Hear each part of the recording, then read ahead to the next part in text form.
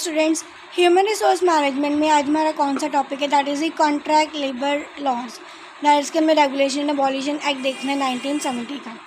इसमें क्या बोला है, an act to regulate the employ of contract labour on certain, मतलब इसमें बेसिकली बताया गया है कि हम एक कॉन्ट्रैक्ट फॉर्म साइन करते हैं। सबसे पहले अगर हम कोई काम कर रहे हैं तो पहले हम कॉन्ट्रैक्टर ने, जैसे क्या हम सड़क बनानी है तो पहले उसको गवर्नमेंट क्या करती है, कॉन्ट्रैक्ट साइन करती है, ठीक है। और इसमें यही सारी चीज़ें बताई गई है कि कॉन्ट्रैक्ट लेबर होता क्या, दैट इज़ कि हमने हायर कर रहे हैं पीपल, या तो हम हायर कर रहे हैं काम करने के लिए, या फिर गवर्नमेंट क्या है वो हायर कर रही है, या प्रिंसिपल एम्प्लॉयर क्या है वो हायर कर रहा है कॉन्ट्रैक्टर को, वर्कमैन को काम करने के लिए, जिसको हम एज ए कॉन्ट्रैक्ट लेबर बोलते हैं।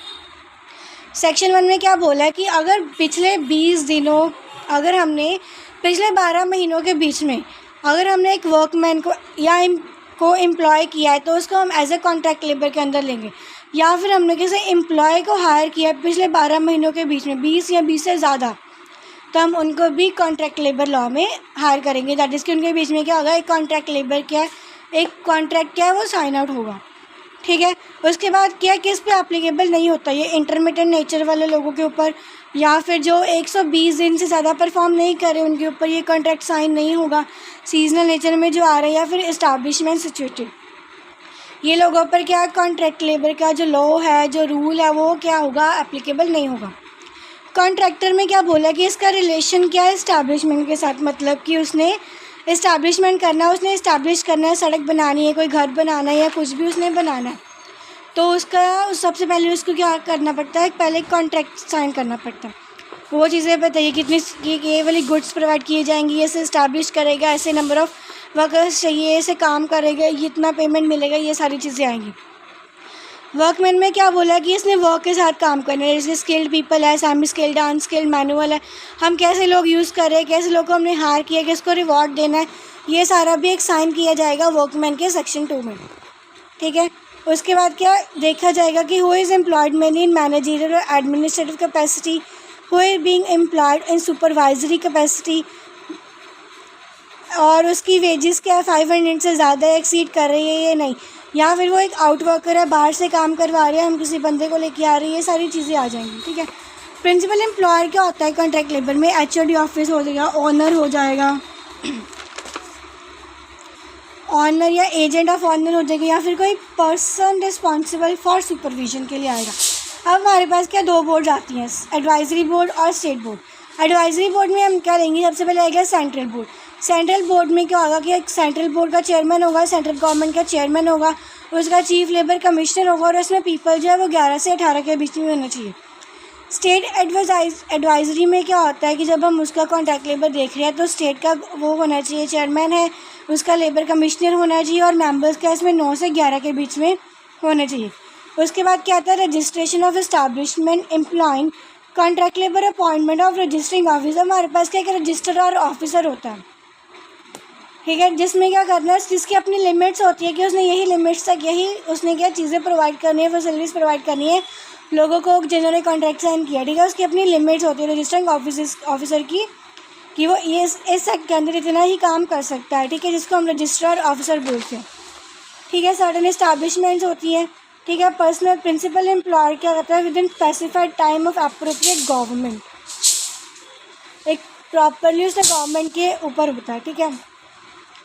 नेक्स्ट क्या कि हमने लाइसेंस देखना है। अब लाइसेंस के लिए भी हमारा एक लाइसेंस का ऑफिसर होता है, जिसने क्या करना है, या तो लाइसेंस को न्यू देना है या फिर उसने रीन्यू करना है, लाइसेंस को ग्रांट करना है, ठीक है। और उसका यही काम है, इसकी भी क्या अपनी लिमिट्स होती है कि यही तक क्या है वो काम कर सकता है, यही फैसिलिटीज़ प्रोवाइड कर सकता है लोगों को। उसके बाद क्या आता है, welfare and health contract labour. Welfare and health contract labour के बीच में क्या नंबर ऑफ सेक्शंस है, जिसमें क्या बताया गया कि ये फैसिलिटीज़ क्या उनको प्रोवाइड करनी चाहिए। तो सबसे पहले क्या बताया कि कैंटीन, अगर 100 से ज़्यादा लोग हैं काम कर रहे हैं तो हमें उनको क्या करना पड़ेगा, कैंटीन प्रोवाइड करी जाएगी, ठीक है, ताकि वो अच्छे से खाना खा सके। और कॉन्ट्रैक्ट लेबर के अंदर ये सारी चीज़ें साइन की जाती हैं, जिसमें कैंटीन प्रोवाइड की जाती है कि अगर 100 से ज़्यादा बंदे होंगे तो उनको प्रॉपरली फूड प्रोवाइड किया जाएगा, हेल्दी रखा जाएगा। रेस्ट रूम्स प्रोवाइड किए जाएंगे सेक्शन 17 के अंदर, कि अगर वो नाइट काम कर रहे हैं, नाइट स्टे कर रहे हैं, तो उनको प्रॉपरली रेस्ट रूम्स चाहिए रेस्ट करने के लिए, ठीक है। और वो प्रॉपरली क्या लाइटेड होने चाहिए, वेंटिलेटेड होने चाहिए, और properly clean and comfortable condition में होने चाहिए। और अदर फैसिलिटीज़ भी हैं, दैट इज़ कि ये उसको वॉशरूम प्रॉपरली प्रोवाइड किया जाएगा, वॉशिंग फैसिलिटीज़ होनी चाहिए प्रॉपरली, क्या क्लीन होनी चाहिए हर एक जगह, ड्रिंकिंग वाटर फैसिलिटीज़ होनी चाहिए, सब कुछ होना चाहिए, ठीक है। ये सारी सेक्शन 18 में बताया गया। नेक्स्ट क्या, दैट इज़ कि फर्स्ट एड प्रॉपरली होना चाहिए, ताकि अगर किसी को काम करते करते चोट लग जाए तो प्रॉपर फर्स्ट एड बॉक्स होना चाहिए, इक्विपमेंट होनी चाहिए, सारी प्रेस्क्राइब कंटेंट्स होने चाहिए, ठीक है। उसके बाद क्या सारे एक्सपेंसेस जो है वो सारे होने चाहिए जो कि सेक्शन 20 के अंदर आते हैं। दैट इज़ कि अगर तो हम पैसे नहीं दे रहे उसको काम करने के लिए लेबर को, तो हमने जिसके साथ कॉन्ट्रैक्ट साइन किया तो वो कॉन्ट्रैक्टर क्या उसको पैसे देगा और हम बाद में क्या कॉन्ट्रैक्टर को पे कर देंगे, ठीक है। ये सारी चीज़ें बताई गई है। उसके बाद सेक्शन 21 में क्या कि कॉन्ट्रैक्टर रिस्पॉन्सिबल होगा पेमेंट वेजेस के लिए, ठीक है। और अगर कोई वर्कर जो है वो हमसे पैसे लेके जा रहा है तो उसके पैसे जो कि कॉन्ट्रैक्टर ने देने थे तो हम कॉन्ट्रैक्टर के पेमेंट में से कट करेंगे कि हाँ तूने उसको देने थे तो हमने उसको दे दिए तो इतने पैसे तेरे में से वो कट किए जाएंगे, ठीक है। ये बताया गया। उसके बाद क्या ड्यूटी ऑफ प्रिंसिपल ऑनर कि वही की ड्यूटी क्या है, उसकी कैसे काम करना, पेड वेजेस के कितनी मिलेंगी, ये सारा कुछ कॉन्ट्रैक्टर की ड्यूटी में बताया गया है, ठीक है। उसके बाद क्या है कि कॉन्ट्रैक्टर क्या है यहाँ पे फेल अगर हो जाए पेमेंट करने के लिए प्रॉपर टाइमिंग में तो क्या किया जाएगा, अनपेड और या फिर मतलब वेजेस की तो पेमेंट कर दी है ना, तो प्रिंसिपल एम्प्लॉयर क्या है वो पेमेंट करेगा, ठीक है। रिकवर करनी है सारी अमाउंट कॉन्ट्रैक्टर करेगा या फिर हम जो हम काम करवा रहे हैं वो करेगा, ठीक है। उसके बाद पेनल्टीज एंड प्रोसीजर्स बताए गए जो सेक्शन 22 में आए हैं।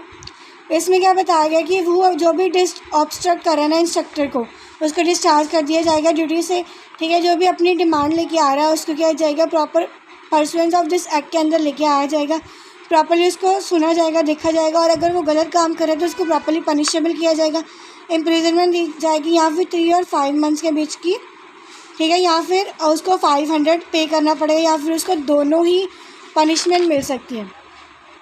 उसके बाद क्या बोला कि प्रोविजंस को अगर कॉन्ट्रावेंट करेक्ट प्रोविजंस को अगर रूल्स को फॉलो नहीं कर रहा तो उसके अंदर भी बोला गया है कि या तो उसको इम्प्रिजनमेंट की जाएगी या फिर उसको 1000 का फ़ाइन लगेगा या फिर दोनों ही उसको पे करना पड़ेगा, देखना पड़ेगा, या फिर उसको 100 रुपीज़ एवरी डे देना पड़ेगा। ये सारे रूल्स आ जाएंगे। उसके बाद क्या आता है सेक्शन 28 में, दैट इज़ कि इंस्पेक्टर के बारे में बताया कि प्रॉपर्ली क्या अप्रोप्रिएट गवर्नमेंट में भी notification in official gazette and appoint such person as it things to be, मतलब कि ऐसे बंदों को देखना है कि जो कि इंस्पेक्शन के लिए फ़िट है, जो कि इंस्पेक्शन कर सकते हैं, ऐसे लोगों को ही हायर करना है काम करने के लिए बताना है, ठीक है। इस एक्ट के अंदर ये सारी चीज़ें आ जाएंगी।